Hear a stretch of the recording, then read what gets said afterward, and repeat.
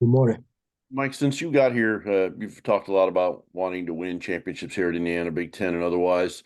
It hasn't happened the first 3 years, but do you feel like this team is your most complete team that it might have the best opportunity to do that?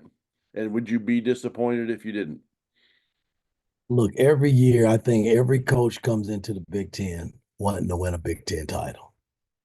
So, it hadn't changed since I walked through the door, and only time will tell. Yes, we are trying to win a Big Ten title. We're trying to win a national title. Every year that I suited up, that's all I think about. I don't think about anything else. So, yeah, I'm hoping this team can have a shot, a legitimate shot in winning the Big Ten title. Seth, and then Mike. Yeah, Mike, just wondering if there's any update on Kanan and Anthony coming out of the weekend and on how Trey and Jakai held up physically after seeing the court on Friday. Well, Kanan is still not, he didn't do a whole lot in practice the other day, but I'm hoping today, because they had the day off yesterday, we practiced the next day after the ball game, that he's ready to practice today, and I'll get that here in a few.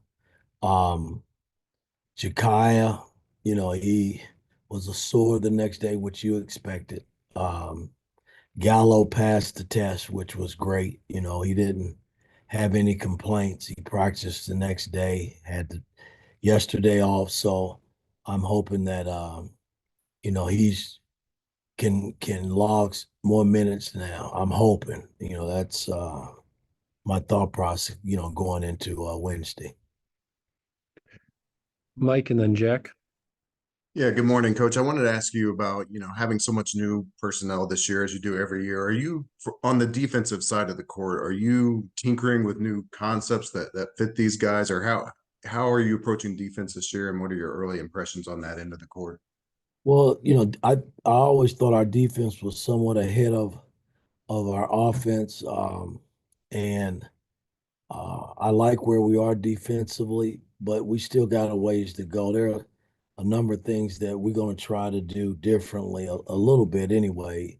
I mean, we played some zone last year, and uh, I'm sure we'll play some a little bit this year, but I just think we have the personnel that we can extend and press a little bit and do some things of that nature, which I hadn't done a whole lot of that since I've been here. So we'll see. Jack, and then Zach. Hey Mike, when you were recruiting Bryson Tucker, is there a moment that stands out to you watching him play that really like solidified that you wanted him at Indiana? I saw Bryson 3 years ago when he was at IMG.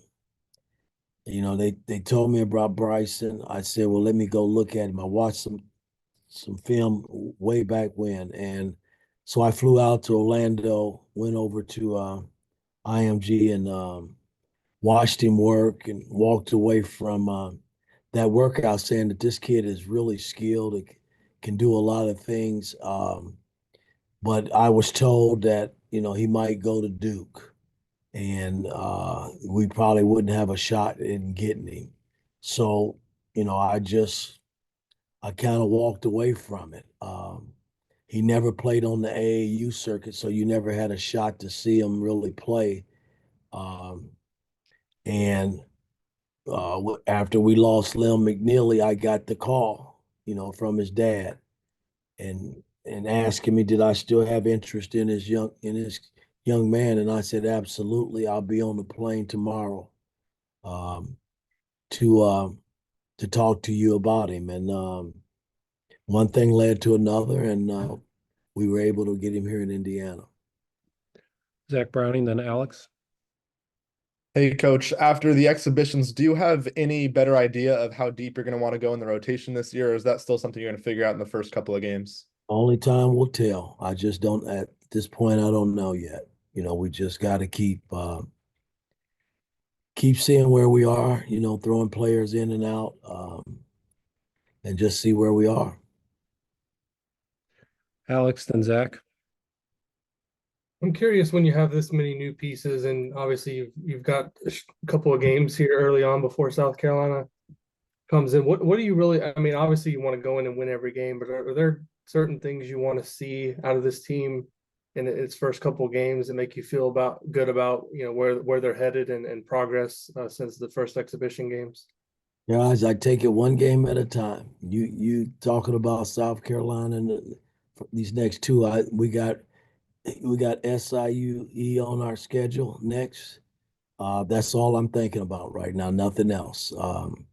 And just seeing how we can get better each practice in each game. That's all. That's how I've always approached. I can't look ahead. Zach, and then Daniel. Mike, you've talked about the responsibility you give the point guard position, the pressure I won't say pressure, but just kind of the load that you ask that player to sort of shoulder in your team. I'm curious, what was the process like for building that trust with Miles, especially over the summer, and figuring out what he's capable of, and what are maybe some things specific to his skill set that you think will open up a little bit more because of the way he plays point guard? Well, again, we're trying to play faster based on personnel that we have, and he, Kanan, Gallo, um, guys that can push the ball, even Tucker, and make basketball plays. So I think that's the difference. And I look at the Tennessee game, and my big concern, because they were so physical, watching them on tape, um, was going to be turnovers. And we had 10 turnovers the first half and 3 the second, and Miles didn't have not one. And that said a lot, because that kid, that point guard that they had, man, it doesn't get much better in the heat that he puts on the ball and forces guys to do things they're not comfortable in doing. And I thought he passed the test with flying colors in terms of how he handled the ball and made plays on both ends of the floor, and didn't throw the ball away. So, I mean, we're still getting to learn one another. We've only had 2 games, and he's such a good kid, man. I mean, in terms of wanting to do all the things right, and making sure that uh, he's making guys around them better. That's the key to, I think, true point guards, that they can still go score the ball and still make people better around them. And I'm hoping that's what he's able to do, because he's been able to show some of that from summer play and up until this point. Daniel, then Tom. Yeah, Mike.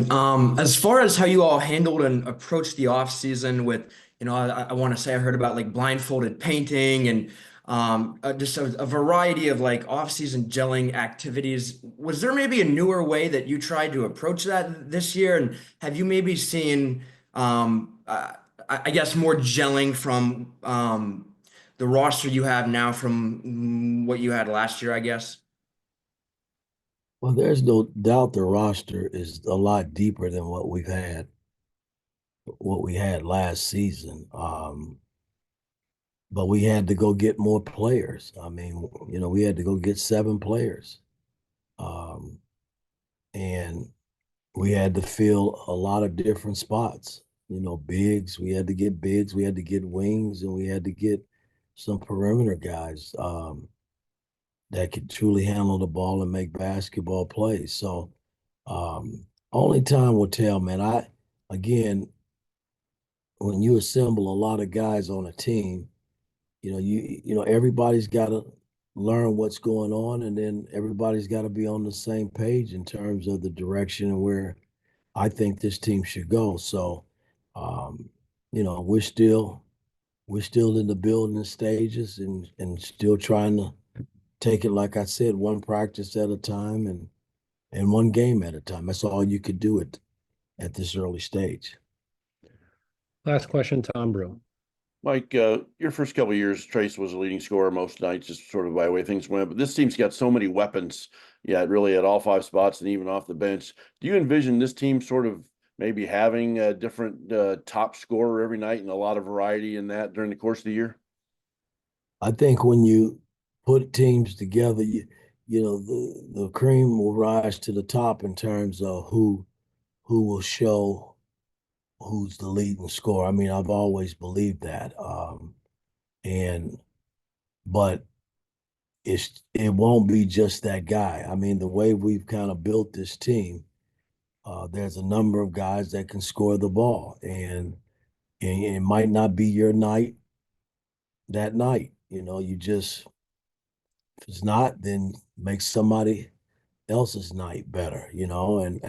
That's kind of been my approach with this team because of so many guys that are used to having the ball and used to scoring the basketball. Everybody can't score it at one time, so we're going to have to learn to share it. And when you got opportunities to score the ball, you score it, and you go back on the other end and play defense or rebound the ball, and let's see if we can go back down and score again. So I mean, that's kind of where I am with this team because we do have a lot of different guys that can score the ball, and it can be anybody's night on any given night.